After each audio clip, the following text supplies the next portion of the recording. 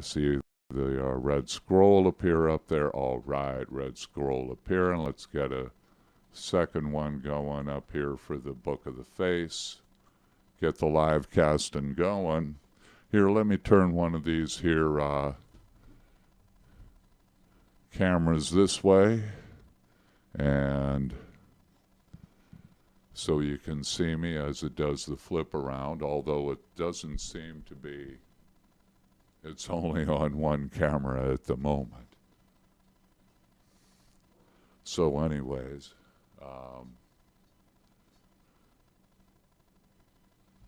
let me delete and print some things up here. Shift the seat over. And the Saturday evening news. And then we'll come down here to this line and do a little delete and get the host with the most, H-O-S-T, Rykot, Slezak, and can go right to webcasting with that. Alrighty-us, bam. And let me get over to the big computer. Oh, in the meantime, get a cup as well. Alrighty-us, righty-us.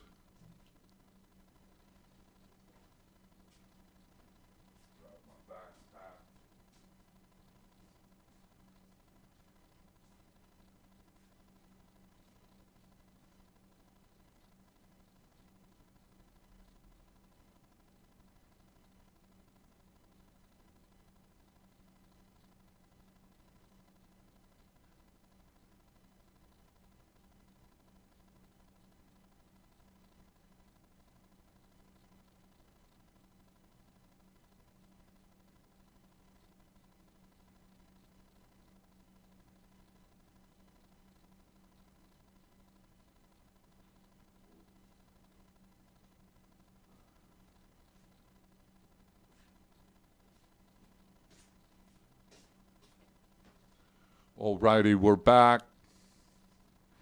And over here at the big desk, and gonna bring up the Mueller report. We're at about page 65. Oh, there we go. Put in my password that, no, I'm not gonna tell you. There is not a need to know. And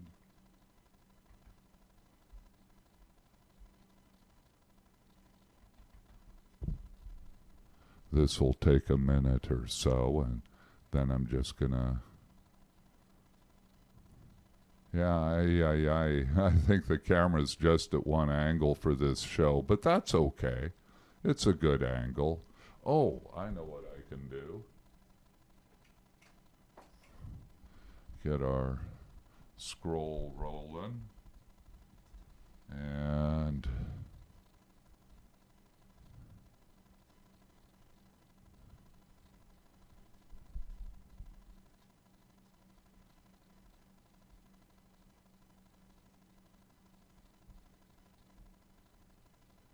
oh my.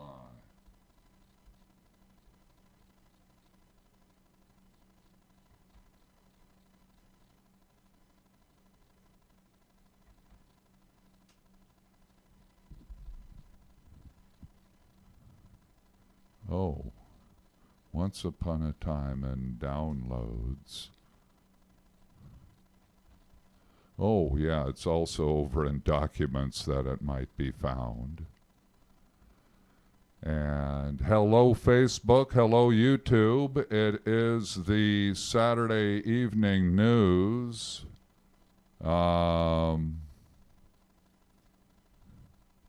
Maybe that's what's wanted.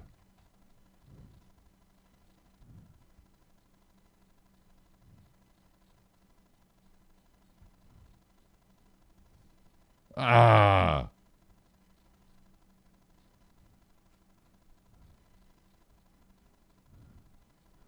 Now I'm just scrolling down.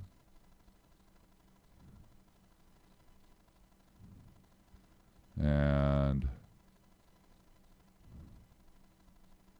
not really seeing what I'm needing. But that don't mean it's the end of things. Alrightius.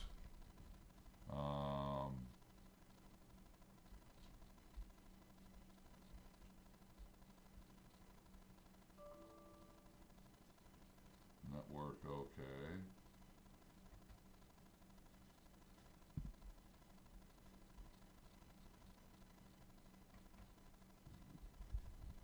I'm going to go over to documents once in a while, and documents, it's there.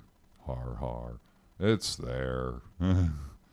I got it from the Washington Post several Oh, what the heck? Oh, get off of here.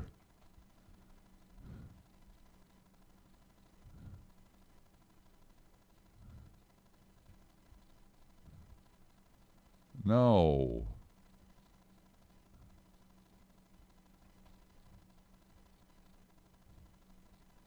Maybe if I got two different documents sections, so. And things have been kind of, no, I just need that documents. And then go over there to open. And of course, that's not the one I need. And then I go to X documents, click that, and hopefully that has what I, oh, okay. That looks like the one. Yep. And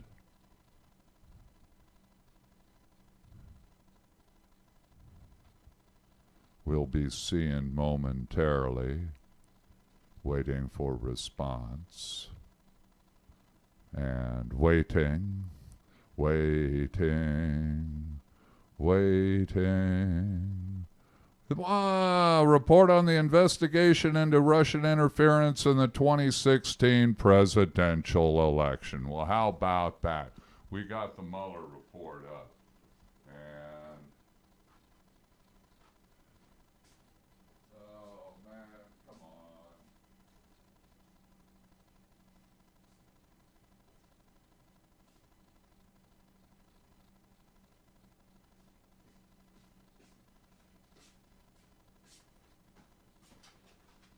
It's just about 11 o'clock, so a little on the late side for the Saturday evening news, but better late than never.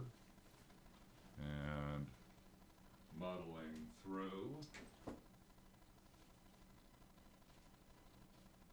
Plop goes the tablet that gives the fizz.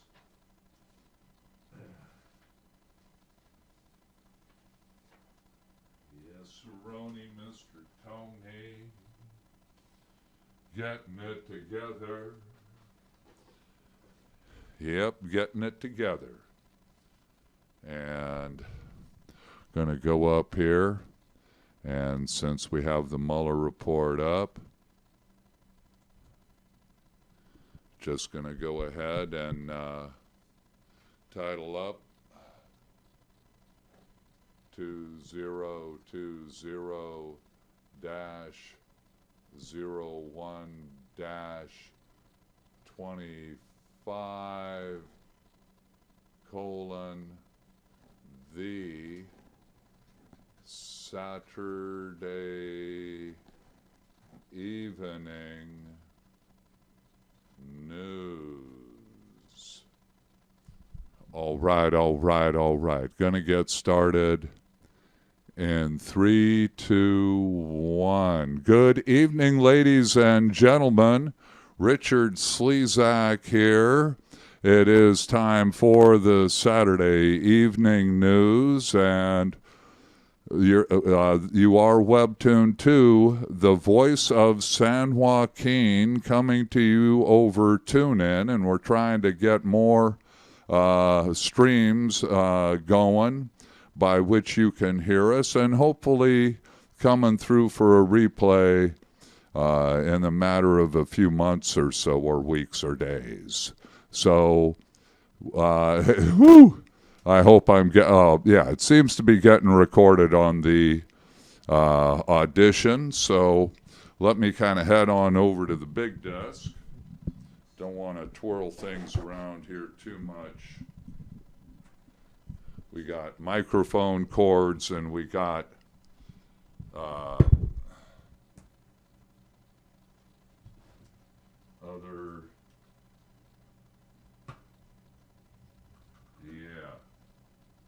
cords and such like.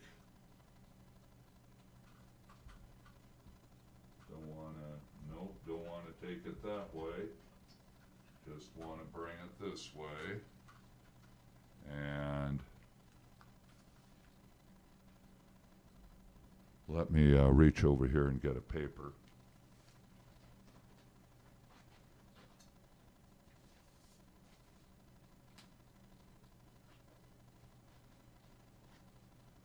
Alrighty, got that done.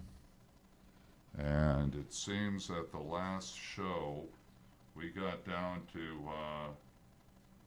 page 68 of volume 2. And this will be episode 27. With that, let's just do a big scroll down the page.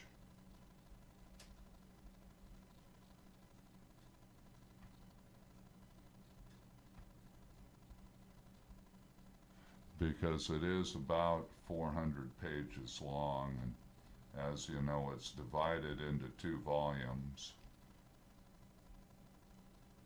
Numerous counts of obstruction of justice, Logan Act violations, and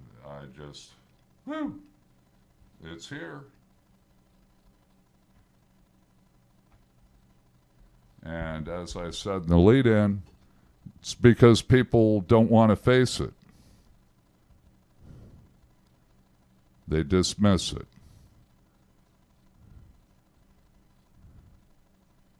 I'm just scrolling through here. And I don't want to miss the pages on a quick scroll. Oh my golly. That's only to page 40. And okay, we're going to see where we're at here. 57. Okay, I'm just going to keep it scrolling.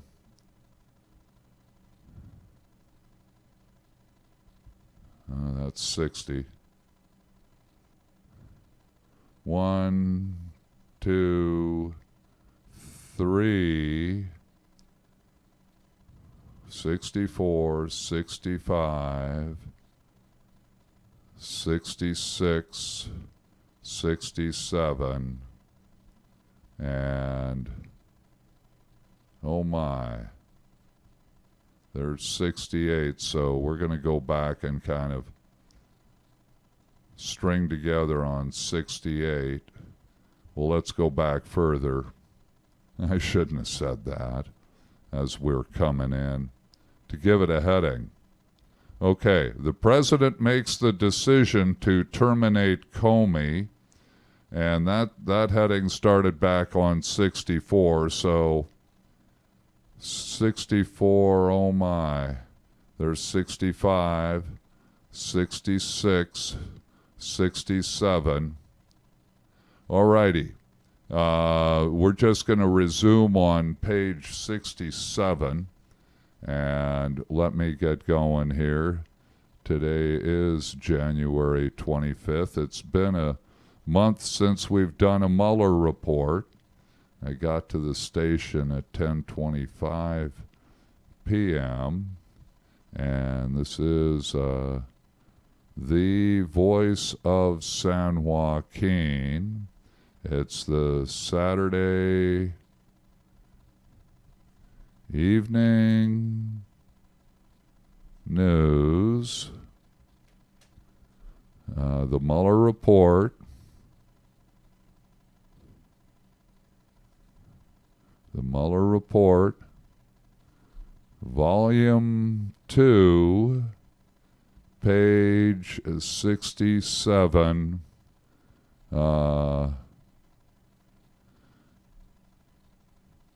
Herr Trump fires Comey. All righty. The president then distributed copies of the termination letter he had drafted with Miller, and the discussion turned to the mechanics of how to fire Comey and whether the president's letter should be used. McGahn and Dillon urged the president to permit Comey to resign, but the president was adamant that he be fired. The group discussed the possibility that Rosenstein and Sessions could provide a recommendation in writing that Comey should be removed. The president agreed and told Rosenstein to draft a memorandum, but said he wanted to receive it first thing the next morning. Hunt's notes reflect that the president told Rosenstein to include in his recommendations the fact that Comey had refused to confirm that the president was not personally under investigation. According to notes taken by a senior DOJ official of Rosenstein's description of his meeting with the president said, "Put the Russia stuff in the memo." Rosenstein responded that the Russia investigation was not the basis of his recommendation, so he did not think Russia should be mentioned. The president told Rosenstein he would appreciate it if Rosenstein put it in his letter anyway. When Rosenstein left the meeting, he knew that Comey would be terminated, and he told DOJ colleagues that his own reason for replacing Comey were not the president's reasons. All righty, let me shift things around here on the big desk. And oh my. Let me move my computer over a bit.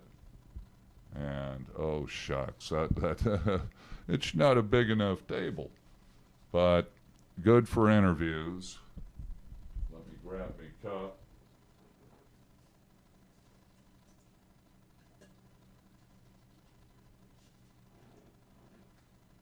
All rightius.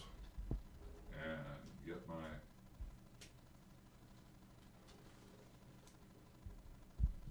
headset on here. All righty, we have 10:59 p.m. here at, oh man, that's real cool. Here at the Voice of Stockton. And am I getting any reading through on the, oh God, it looks like the some of the recording ain't going on. All righty, I'll just add that to the report. And shucks, pen went to a bad place. All righty, let's get this thing here. Okay.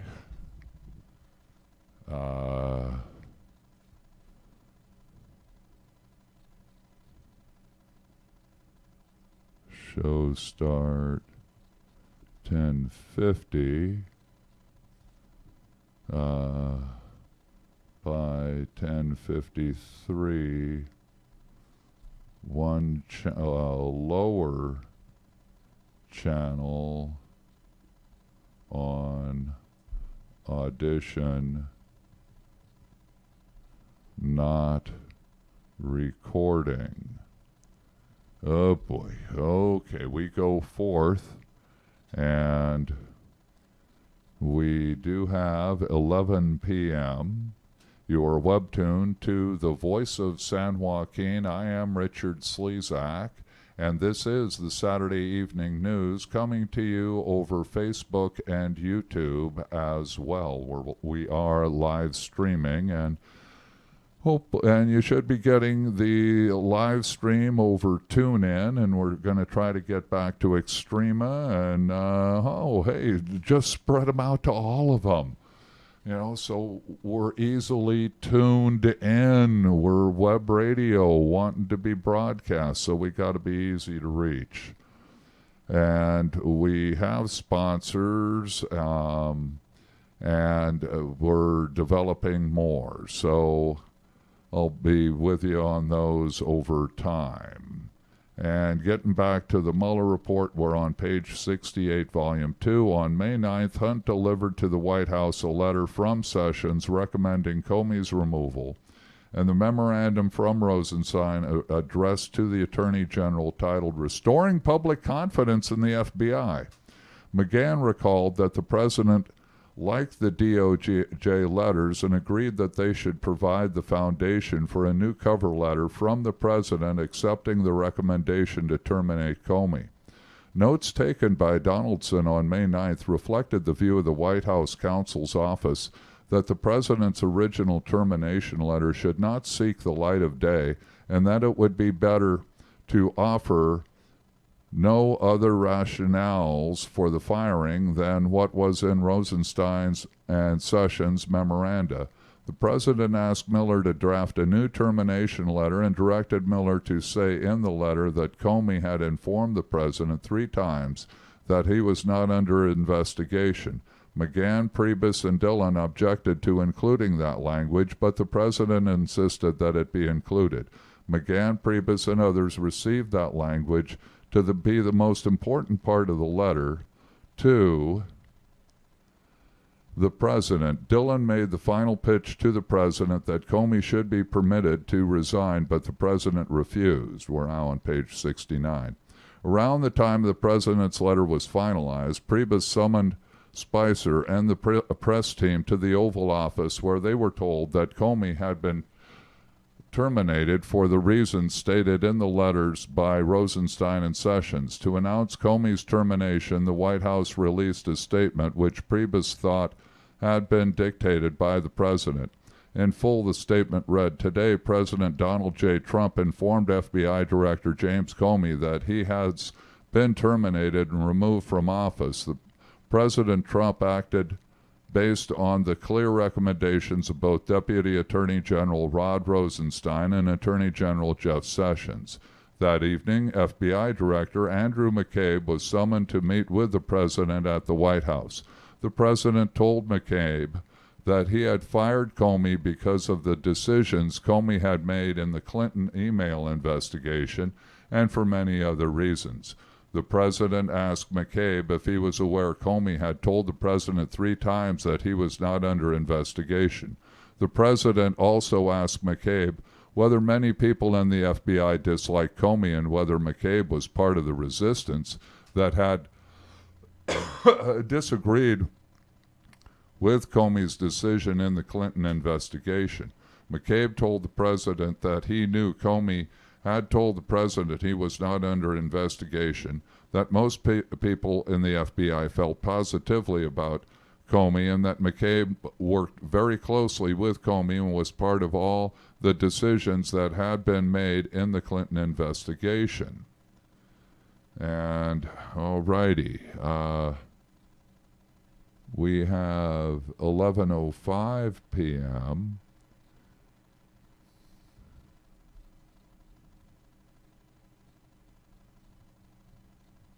now,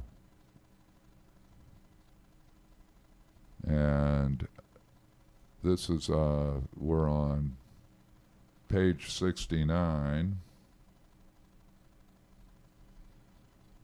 Trump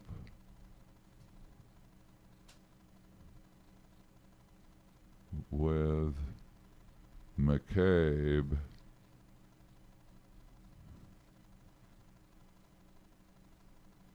at when he replaced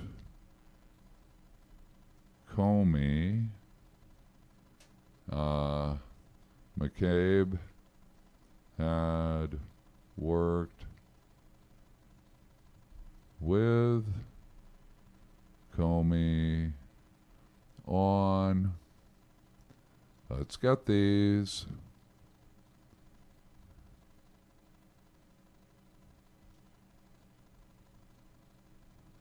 not investigating Trump,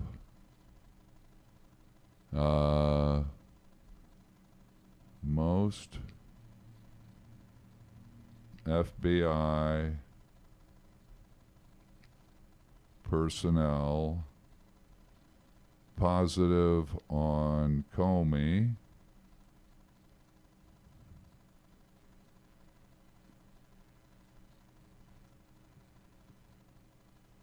and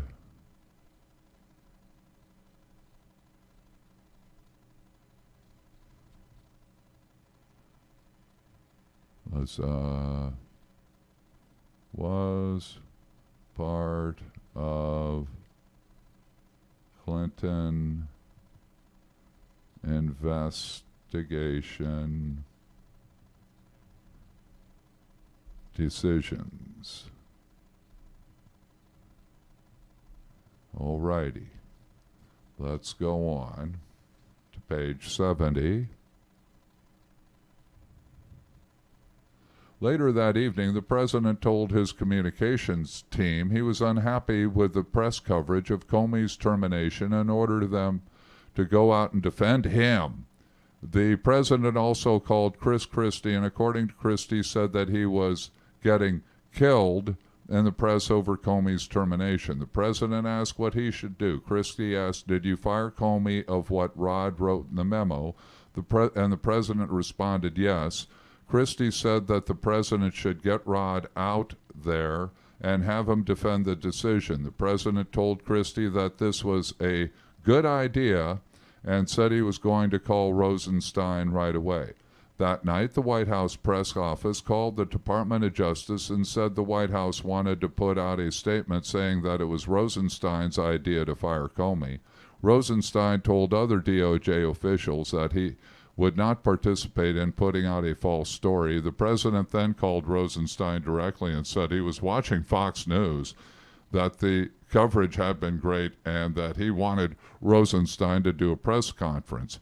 Rosenstein responded that this was not a good idea because if the press asked him, he would tell the truth that Comey's firing was not his idea.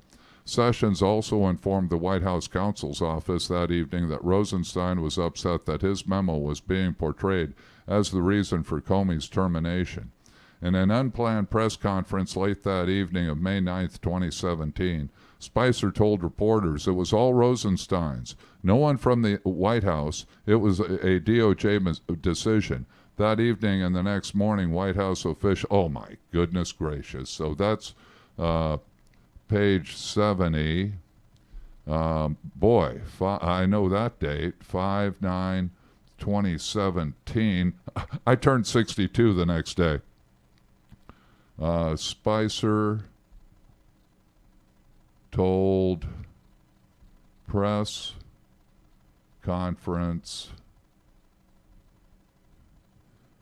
Comey firing was DOJ decision.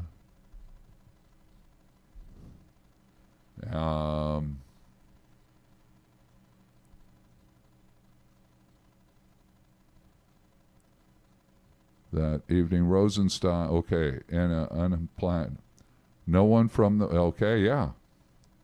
It was a DOJ decision. No one from the Blanca Casa, White House,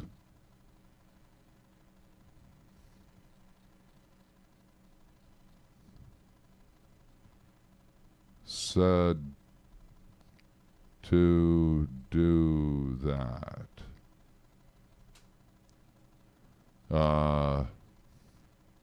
Although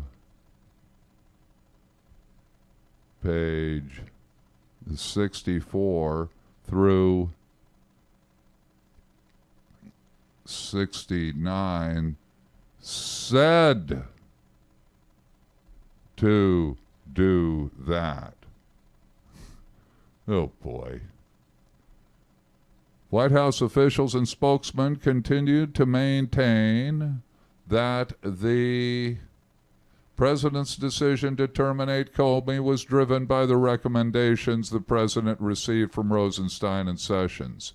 In the morning on May 10, 2017, President Trump met with Foreign Minister Sergei Lavrov and Russian Ambassador Sergei Kislyak in the Oval Office. Oh my golly, 5/10/2017, Trump met with, and let's put that over there. And how we doing on the recording? Coming along fine. Trump met with Sergei Kislyak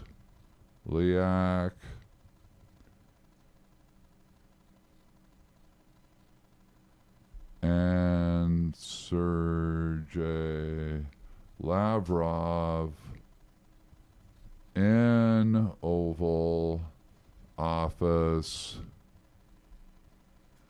The media subsequently reported that during the May 10th meeting, the president brought up his decision the prior day to terminate Comey, telling Lavrov and Kislyak, "I just fired the FBI. He was crazy, a real nut job. I face great pressure because of Russia. That's taken off. I'm not under investigation."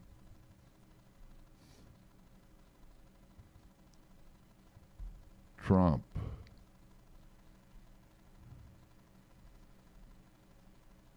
Oh man, I just fired FBI head. He was crazy, a real nut job. I faced great pressure because of Russia. Yeah, you colluded with them. That's taken off.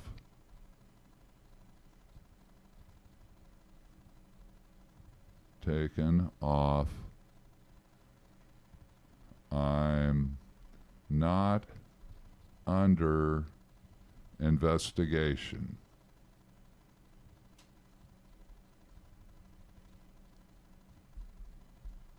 All righty. The president never denied making those statements, and the White House did not dispute the account, instead issuing a statement that said, "By grandstanding and politicizing the investigation into Russia's actions, James Comey created unnecessary pressure on our ability to engage and negotiate with Russia. The investigation would have always continued, and obviously the termination of Comey would not have ended it. Once again, the real story is that our national security has been undermined by the leading of private and highly classified information." Hicks said that when she told the president about the reports on his meeting with Lavrov, he did not look concerned and said of Comey, "He is crazy." When McGahn asked the president about his comments to Lavrov, the president said it was good that Comey was fired because he took the pressure off by making it clear he was not under investigation so he could get more work done. The same morning on May 10, 2017, the president called McCabe. According to a memorandum McCabe wrote following the call, the president asked McCabe to come over to the White House to discuss whether the president should visit FBI headquarters and make a speech to employees. The president said he had received hundreds of messages from FBI employees indicating their support for terminating Comey. Oh, wow. Page 72. And that's also on 5/10/2017. Trump told McCabe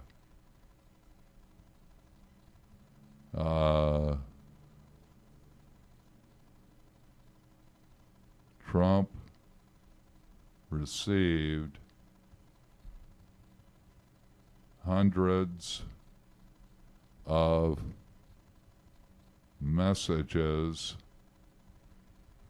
from FBI employees indicating their support for firing Comey. The president also told McCabe that Comey should not have been permitted to travel back to Washington, D.C. on the FBI's airplane after he had been terminated, and that he did not want Comey in the building again, even to collect his belongings. When, oh wow.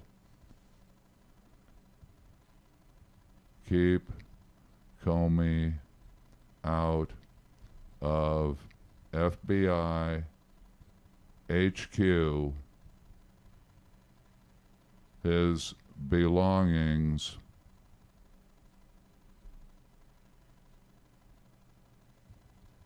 are not for him to collect.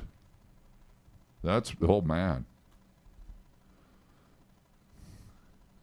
When McCabe met with the president that afternoon, the president, without prompting, told McCabe that the people in the FBI love the president, estimated at least 80% of the FBI had voted for him, and asked McCabe who he had voted for in the 2016 presidential election.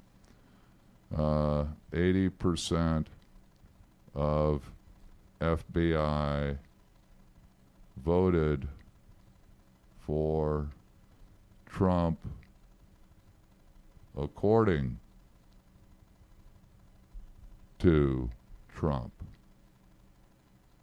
Great guy.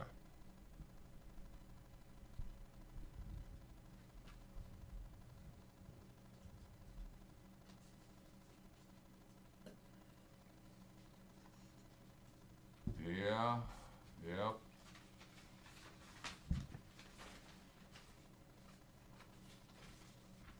We're going over the Mueller report.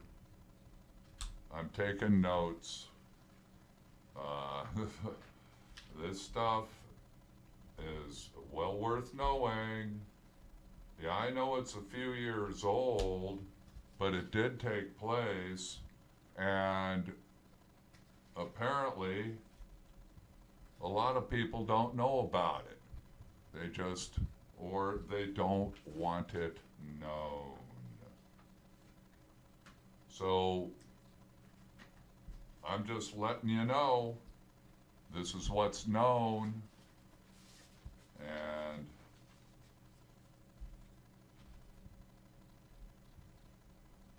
the voice of San Joaquin is getting it to you on the 25th of January 2020.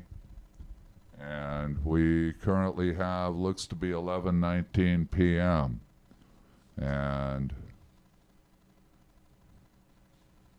so episode 27. And we're on, it's 11:20 p.m. and we're on page 72. Trump asked McCabe who McCabe voted for in November 2016. In the afternoon of May 10, 2017, Deputy Press Secretary Sarah Sanders spoke to the president about his decision to fire Comey and then spoke to reporters in a televised press conference. Sanders told reporters that the president, the Department of Justice, and bipartisan members of Congress had lost confidence in Comey, and most importantly, the rank and file of the FBI had lost confidence in their director. Accordingly, the president accepted the recommendations of his attorney general to remove James Comey from his position. In response to the question from reporters, Sanders said Rosenstein decided on his own to review Comey's performance and that Rosenstein decided on his own to come to the president on Monday, May 8th, to express his concerns about Comey. When the reporter indicated that the vast majority of FBI agents supported Comey, Sanders said, "Look, we've heard from countless members of the FBI that say very different things." Following the press conference, Sanders spoke to the president, who told her she did a good job and did not point out any inaccuracies in her comments. Sanders told this office that her reference to hearing from countless members of the FBI was a slip of the tongue. She also recalled that her statements in a separate press interview that rank-and-file FBI agents had lost confidence in Comey was a comment she made in the heat of the moment and was not founded on anything. Oh my. Oh man, that was a big day. Sanders press conference.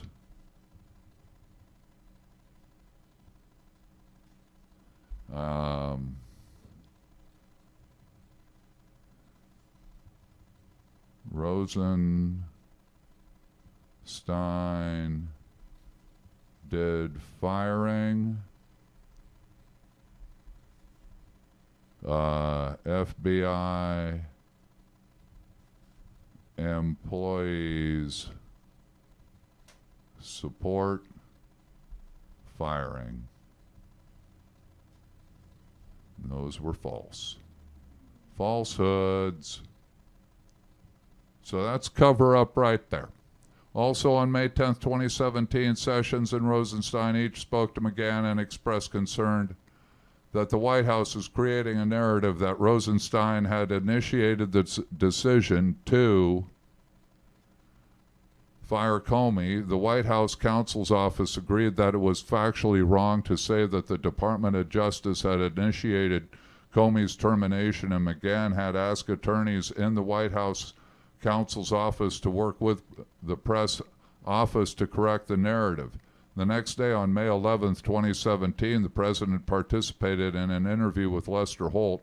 The president told White House counsel's attorneys in advance of the interview that the communication team could not get the story right, so he was going on Lester Holt to say what really happened.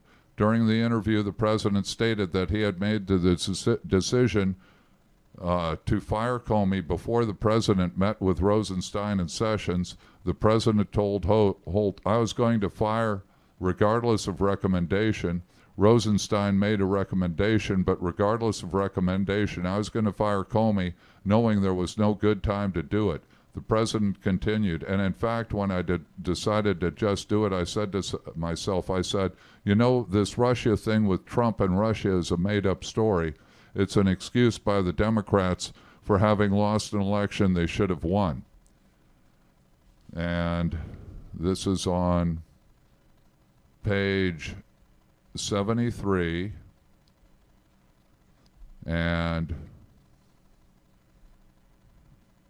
page 73, 5/11/2017, Trump with Lester Holt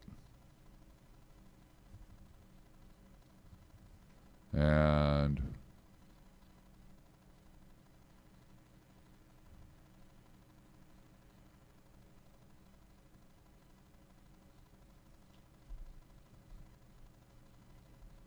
I fired Comey regardless of recommendation. The Russia thing with Trump and Russia is a made-up story. It is an excuse by the Democrats for having lost an election that they should have won. In response to a question about whether he was angry with Comey about the Russia investigation, the president said, "As far as I'm concerned, I want that thing to be absolutely done properly." The president added that he realized his termination of Comey probably maybe will confuse people, with the result that it might even lengthen out the investigation, but he had to do the right thing for the American people, and Comey was the wrong man for that position. The president described Comey as a showboat and a grandstander and said that the FBI has been in turmoil, and said he wanted to have a really competent, capable director. The president affirmed that he expected the new FBI director to continue the Russia investigation.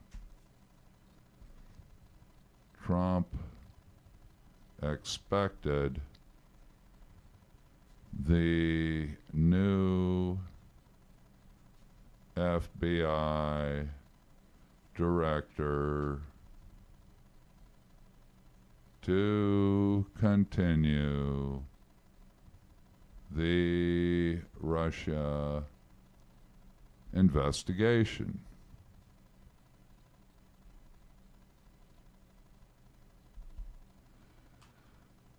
On the evening of May 11th, 2017, following the Lester Holt interview, the president tweeted, "Russia must be laughing up their sleeves watching as the U.S. tears itself apart over a Democrat excuse for losing the election." The same day, the media reported that the president had demanded that Comey pledge his loyalty to the president in a private dinner shortly after being sworn in. Late in the morning of May 12, 2017, the president tweeted, "Again, the story that there was collusion between the Russians and Trump campaign was fabricated by Dems as an excuse for losing the election." The president also tweeted, "James Comey better hope that there were no tapes of our conversations before he starts leaking to the press." When James Clapper himself had virtually everyone else with knowledge of the witch hunt says there is no collusion, when does it end? And that's on page 74. Page 74, Trump,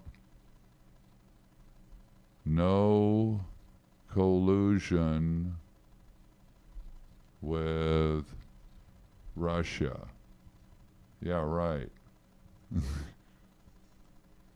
Because you deny all the facts pertaining.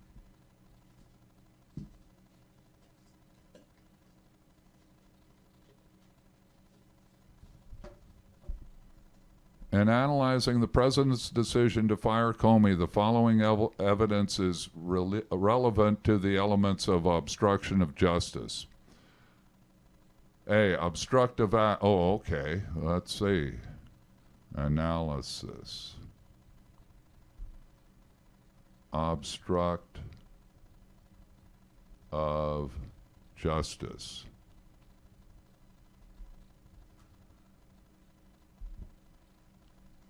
Obstructive act. The act of firing Comey removed the individual overseeing FBI's Russia investigation. The president knew that Comey was personally involved in the investigation based on Comey's briefing of the Gang of Eight, Comey's March 20th, 2017 public testimony about the investigation, and the president's one-on-one conversation with Comey. Currently have 11:31 p.m. You are web tuned to the Voice of San Joaquin. I am Richard.org. I am Richard Slezak, and this is episode 27 of the Mueller Report. Firing Comey would qualify as an obstructive act if it had the natural and probable effect of interfering with or impeding the investigation. For example, if the termination would have the effect of delaying or disrupting the investigation or providing the president with the opportunity to appoint a director who would take a different approach to the investigation that the president perceived as more protective of his personal interests. Relevant circumstances bearing on that issue would include whether the president's actions had the potential to discourage a successor director or other law enforcement officials in their conduct of the Russia investigation. The president fired Comey abruptly without offering him an opportunity to resign, banned him from the FBI building, and criticized him publicly, calling him a showboat and claiming the FBI was in turmoil under his leadership. The president followed the termination with public statements that were highly critical of the investigation. For example, 3 days after firing Comey, the president referred to the investigation as a witch hunt and asked, "When does it end?" Those actions had the potential to affect a successor director's conduct of the investigation. The anticipated effect of removing the FBI director, however, would not necessarily be to prevent or impede the FBI from continuing its investigation. As a general matter, FBI investigations run under the operational director of FBI personnel levels below the FBI director. Bannon made a similar point when he told the president that he could fire the FBI director, but could not fire the FBI. The White House issued a press statement that day after Comey was fired that said, "The investigation would have always continued and obviously the termination of Comey would not have ended it." Unquote. In addition, in his May 11th interview with Lester Holt, the president stated that he understood that when he made the decision to fire Comey, that the action might prolong the investigation, and the president chose McCabe to serve as interim director, even though McCabe told the president he had worked very closely with Comey and was part of all the decisions made in the Clinton investigation. And Trump chose McCabe to serve as interim director.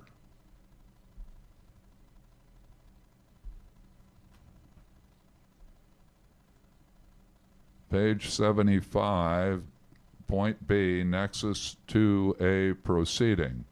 The nexus element would be satisfied by evidence showing that a grand jury proceeding or criminal prosecution arising from an FBI investigation was objectively foreseeable and actually contemplated by the president when he terminated Comey. Several facts would be relevant to such a showing.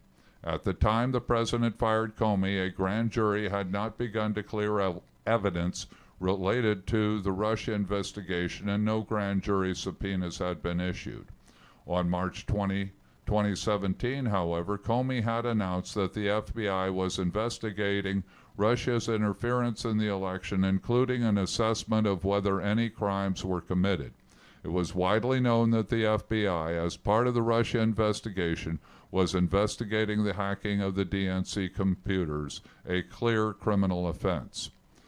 In addition, at the time the president fired Comey, evidence indicates the president knew that Flynn was still under criminal investigation and could potentially be prosecuted despite the president's February 14, 2017 request that Comey let Flynn go. On March 5, 2017, the White House counsel's office was informed that the FBI was asking for transition period records relating to Flynn, indicating that the FBI was still actively investigating him. The White House was informed. The same day, the president told advisors he wanted to call Dana Bonte, then acting Attorney General for the Russia investigation, to find out whether the White House or the president was being investigated. On March 31, 2017, the president signaled his awareness that Flynn remained in legal jeopardy by tweeting that Mike Flynn should ask for immunity, unquote, before he agreed to provide testimony to the FBI or Congress. And in late March or early April, the president asked McFarland to pass a message to Flynn telling him that the president felt bad for him and that he should stay strong, further demonstrating the president's awareness of Flynn's criminal exposure. And this is on page 75. 75, nexus to a proceeding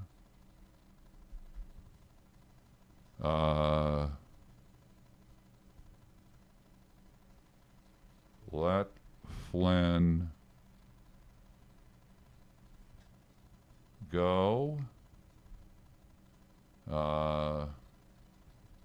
Flynn ask for immunity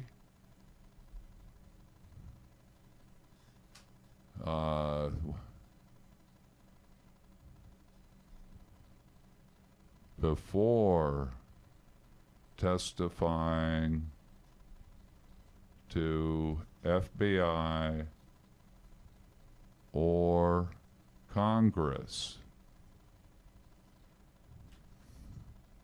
Okay, then we have intent. Substantial evidence indicates that the catalyst for the president's decision to fire Comey was Comey's unwillingness to publicly state that the president was not personally under investigation, despite the president's repeated requests that Comey make such an announcement. In the week leading up to Comey's May 3, 2017 Senate Judiciary Committee testimony, the president told McGahn that it would be the last straw if Comey did not set the record straight and publicly announce that the president was not under investigation. But during his May 3rd testimony, Comey refused to answer questions about whether the president was being investigated. Comey's refusal angered the president, who criticized Sessions for leaving him isolated and exposed, saying, "You left me on an island." 2 days later, the president told advisors he had decided to fire Comey and dictated a letter to Stephen Miller that began with a reference to the fact that the president was not being investigated. While I greatly appreciate you informing me that I am not under investigation concerning what I have often stated is a fabricated story on a Trump-Russia relationship, the president later asked Rosenstein to include Russia in his memorandum and to say that Comey had told the president that he was not under investigation. And the president's final termination letter included a sentence at the president's insistence and against McGahn's advice, stating that Comey had told the president on 3 separate occasions that he was not under investigation. The president's other stated rationales for why he fired Comey are not similarly supported by the evidence. The termination letter that the president and Stephen Miller prepared in Bedminster cited Comey's handling of the Clinton email investigation, and the president told McCabe he fired Comey for that reason. But the facts surrounding Comey's handling of the Clinton email investigation were well known to the president at the time he assumed office, and the president had made it clear to both Comey and the president's senior staff in early 2017 that he wanted Comey to stay on as director. And Rosenstein articulated his criticism of Comey's handling of the Clinton investigation after the president had already decided to fire Comey. The president's draft termination letter also stated that morale in the FBI was at an all-time low, and Sanders told the press after Comey's termination letter that the White House had heard from countless FBI agents who had lost confidence in Comey. But the evidence does not support those claims. The president told Comey at their January 27 dinner that the people of the FBI really like him.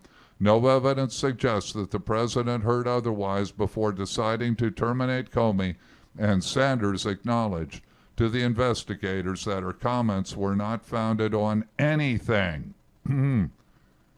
This is page 76.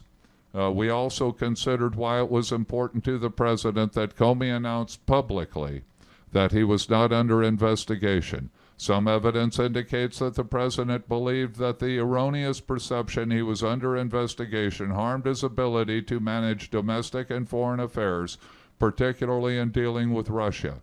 The president told Comey that the cloud of this Russia business was making it difficult to run the country. The president told Sessions and McGahn that foreign leaders had expressed sympathy to him for being under investigation that the perception that he was under investigation was hurting his ability to address foreign relations issues.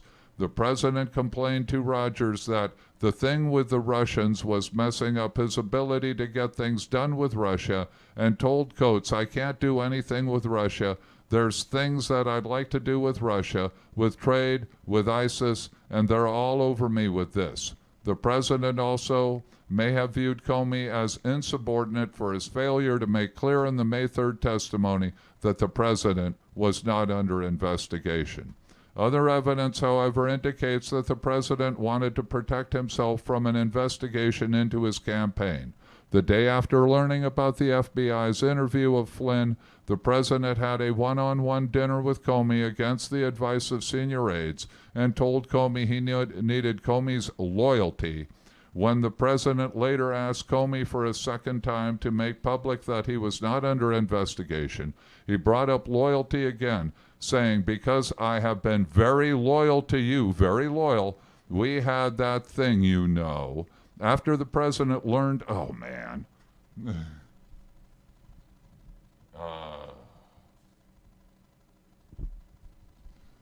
page 76, Trump to Comey, loyalty. And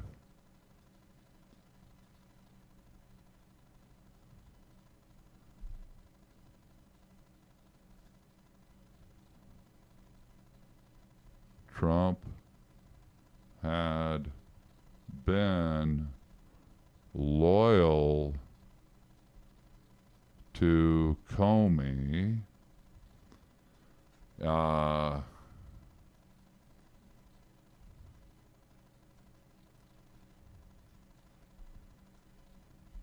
we had that thing, you know.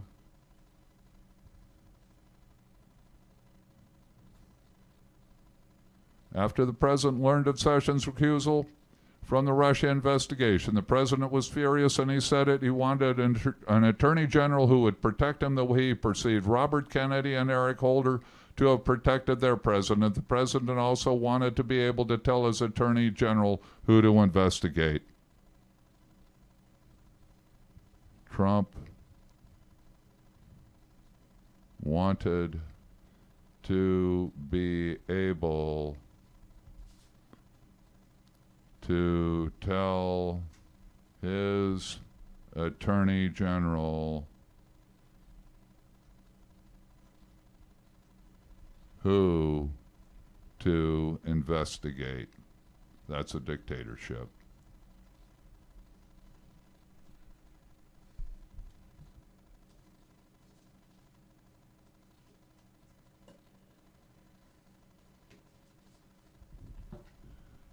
Oh my. Getting up to the, we got 11:46 p.m. In addition, the president had a motive to put the FBI's Russia investigation behind him. The evidence does not establish that the termination of Comey was designed to cover up a conspiracy between the Trump campaign and Russia. As described in Volume 1, the evidence uncovered in the investigation did not establish that the president or those close to him were involved in the charged Russia computer hacking or active measure conspiracies, or that the president otherwise had an unlawful relationship with any Russian official. But the evidence does indicate that a thorough FBI investigation would uncover facts about the campaign and the president personally that the president could have understood to be crimes and that would give rise to personal and political concerns. Although the president publicly stated during and after the election that he had no connection to Russia, the Trump Organization, through Michael Cohen, was pursuing the proposed Trump Tower Moscow project through June 2016, and candidate Trump was repeatedly briefed on the progress of those efforts. In addition, some witnesses said that Trump was aware that harm to ongoing matter, one line, continuing, at a time when public reports stated that Russian intelligence officials were behind the hacks and that Trump had privately sought information about future WikiLeaks releases. More broadly, multiple witnesses described the president's preoccupation with press coverage of the Russia investigation and his persistent concern that it raised questions about the legitimacy of his election. Finally, the president and the White House aides initially advanced a pretextual reason that the press and the public for Comey's termination. In the immediate aftermath of the firing, the president dictated a press statement suggesting that he had acted based on the Department of Justice recommendations, and that the White House press officials repeated that story. But the president had decided to fire Comey before the White House solicited those recommendations. Although the president ultimately acknowledged he was going to fire Comey regardless of the Department of Justice recommendations, he did so only after DOJ officials made clear to him that they would resist the White House's suggestion that they had prompted the process that led to Comey's termination. The initial reliance on a pretextual justification could support an inference that the president had concerns about providing the real reason for the firing, although the evidence does not resolve whether those concerns were personal, political, or both. The president's efforts to remove the special counsel overview. Let me get an additional paper to take notes on. We're nearing the end of the show.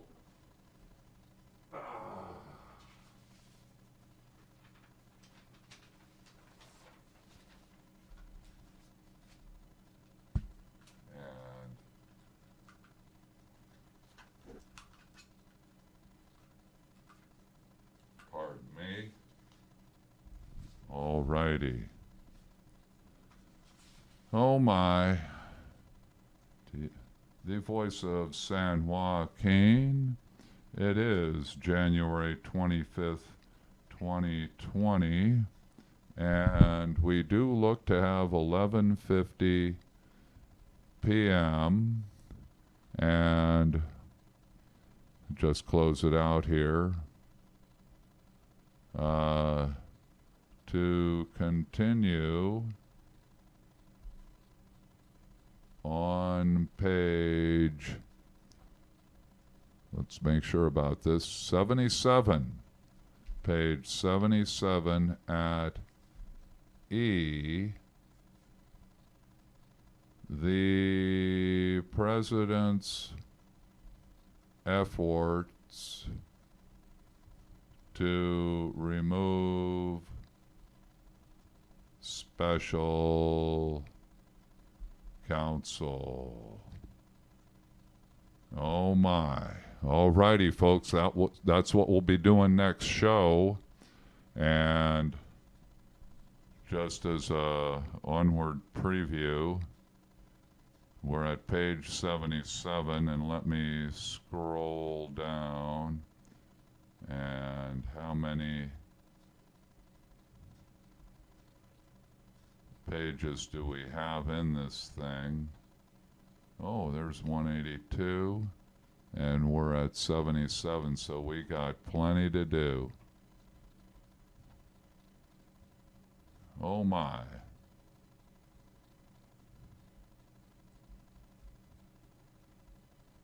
Oh, there's B11. Okay. Yeah, more than one episode left. Oh my. Okay, folks, that's a wrap. And got 11:52 p.m. This has been episode 27 of the Mueller Report. I am Richard Slezak. This is the voice of San Joaquin, and have been coming to you over YouTube and Facebook. So, enjoy the impeachment trial.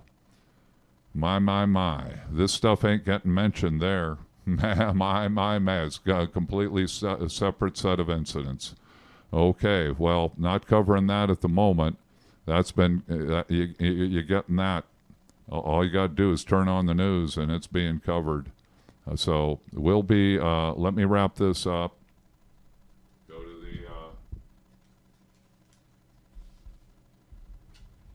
go back to the soundboard over here. Woo. Grab the other mic and bid you adieu on the audition. And again, this is the voice of San Joaquin. We got 11:53 p.m. This has been episode 27, and hope you've enjoyed it. And that's it for our recorded portion. I'm going to go up here and take down the YouTube and the Facebook. And good night, YouTube people.